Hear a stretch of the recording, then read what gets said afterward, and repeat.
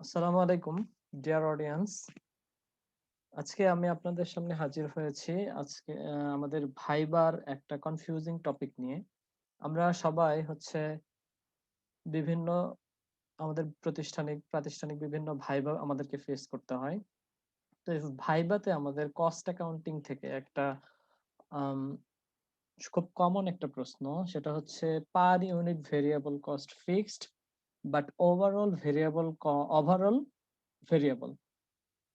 অন্যদিকে per unit fixed cost variable but overall fixed, how can we explain it? এই ব্যাপারটাকে আমরা আসলে কিভাবে এক্সপ্লেইন করতে পারি? এটা ভাই ভাই খুব কমন একটা প্রশ্ন।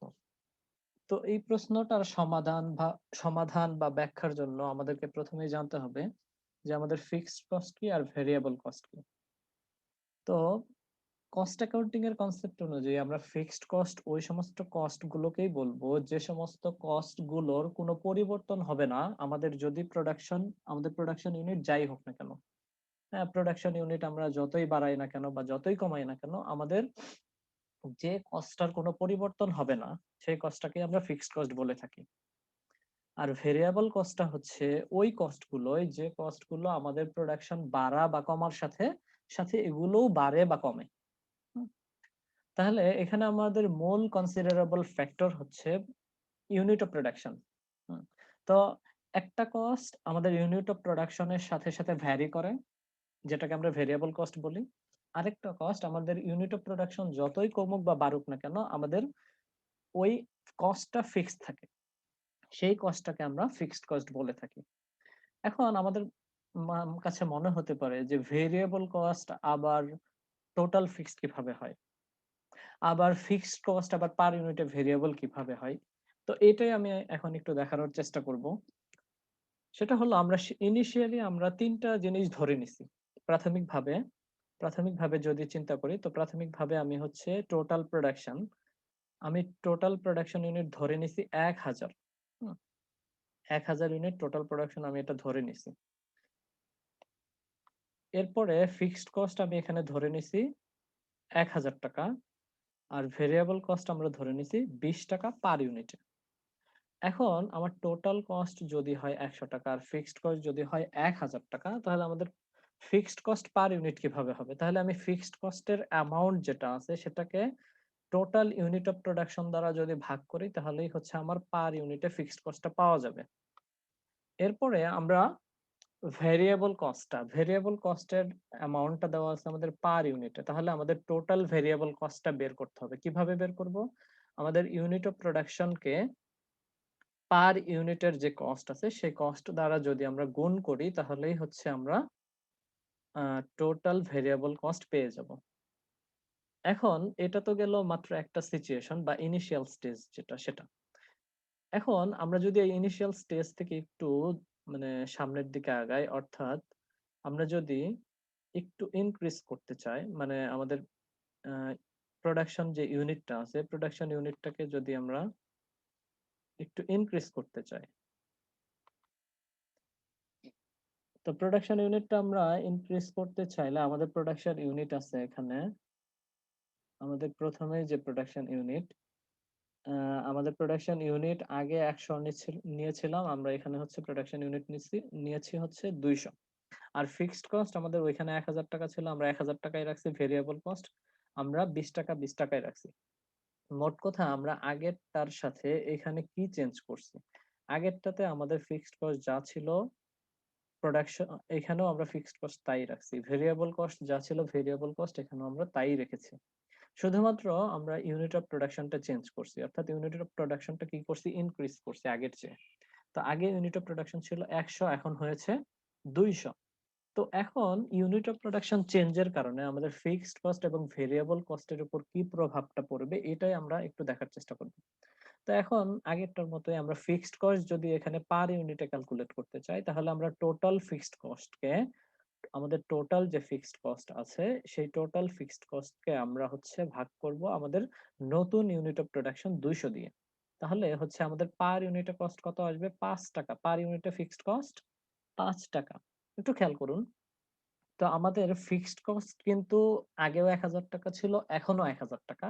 কিন্তু যখন ১০০ ইউনিট প্রোডাকশন হয়েছে তখন আমাদের ফিক্সড কস্ট ছিল পার ইউনিটে ৳১০, কিন্তু এখন ২০০ ইউনিট প্রোডিউস করার কারণে, বেশি প্রোডিউস করার কারণে পার ইউনিটে ফিক্সড কস্ট আগে ৳১০ থেকে এখন ৳৫ হয়ে যাবে, কমে যাবে। এখন ভেরিয়েবল কস্টে যদি আমরা আসি তাহলে ভেরিয়েবল কস্টের ক্ষেত্রে আমাদের কি প্রভাবটা পড়বে? তো ভেরিয়েবল কস্টের পার ইউনিটও তো আমাদের ফিক্সড। আগেও ৳২০ ছিল, এখনো ৳২০। কিন্তু আগে আমাদের ১০০ ইউনিট প্রোডাকশনের জন্য প্রতি ইউনিটে ৳২০ করে লাগলে টোটাল খরচ হয়েছিল আমাদের ৳২,০০০। কিন্তু এখন আমাদের ভেরিয়েবল আমাদের ইউনিট অফ প্রোডাকশন বেড়েছে ২০০। ১০০ থেকে ২০০ ইউনিট হয়েছে। তাহলে আমাদের ফিক্সড ভেরিয়েবল কস্টটা যদিও পার ইউনিটে ফিক্সড, কিন্তু টোটাল ফিক্সড কস্টটা আমাদের কি হয়ে গেল? ভেরিয়েবল হয়ে গেল।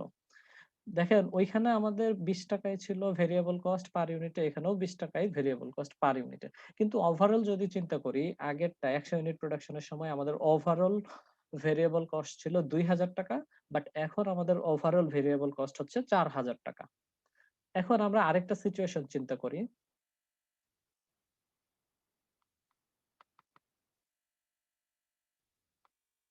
এখন যদি আমরা ডিক্রিজ ইন প্রোডাকশন এ চলে যাই, প্রোডাকশন যদি ডিক্রিজ হয়, অর্থাৎ এখানেও আমরা কি করব, ফিক্সড কস্ট কে আগে যে ৳১,০০০ ছিল, আগের ২ টা সিচুয়েশনে ৳১,০০০ ৳১,০০০ রাখবো। ভেরিয়েবল কস্ট আমাদের ৳২০ ৳২০ রাখবো। এখানে আমাদের ইউনিট অফ প্রোডাকশন আমরা কমিয়ে দিব। ইনিশিয়াল স্টেজে আমাদের ৳১০০ ছিল। এখন ওই ইনিশিয়াল স্টেজের চেয়েও কমিয়ে ৳৫০ করব। তো এখন যদি আমি ৳৫০ করি, তাহলে আমার প্রভাবটা কোথায় পড়বে? হ্যাঁ, এখানে প্রভাবটা কি হবে? এখানে প্রভাবটা হচ্ছে আমাদের ফিক্সড কস্ট, পার ইউনিটের যে ফিক্সড কস্টটা, পার ইউনিটের যে ফিক্সড কস্ট সেটা কত হবে? আমাদের টোটাল ফিক্সড কস্ট তো ৳১,০০০ ই আছে। টোটাল ফিক্সড কস্ট যেটা আমাদের ৳১,০০০ ছিল, ৳১,০০০ ই এখনো আছে। তো ৳১,০০০ আছে, কিন্তু এখানে আমাদের ইউনিট অফ প্রোডাকশন ৫০ হওয়ার কারণে পার ইউনিটের ফিক্সড কস্ট হয়ে যাবে ৳২০। পার ইউনিটের ফিক্সড কস্ট ৳২০ হবে। দেখুন আমরা আগের সিচুয়েশন গুলো যদি চিন্তা করি, আমাদের ৩ টা সিচুয়েশনেই ফিক্সড কস্ট কিন্তু ৳১,০০০। কিন্তু ইউনিট চেঞ্জ হওয়ার কারণে আমাদের ফিক্সড কস্ট, পার ইউনিটের ফিক্সড কস্ট গুলো চেঞ্জ হচ্ছে। যেমন কিনা আমাদের ইনিশিয়াল সিচুয়েশনে আমাদের ফিক্সড কস্ট পার ইউনিটে ছিল ৳১,০০০। হ্যাঁ? সরি, ইনিশিয়াল স্টেজে আমাদের পার ইউনিটে ফিক্সড কস্ট ছিল ৳১০। পরবর্তীতে যখন প্রোডাকশন ইনক্রিজ হলো তখন আমাদের ফিক্সড কস্ট পার ইউনিটে কমে ৳৫ হলো।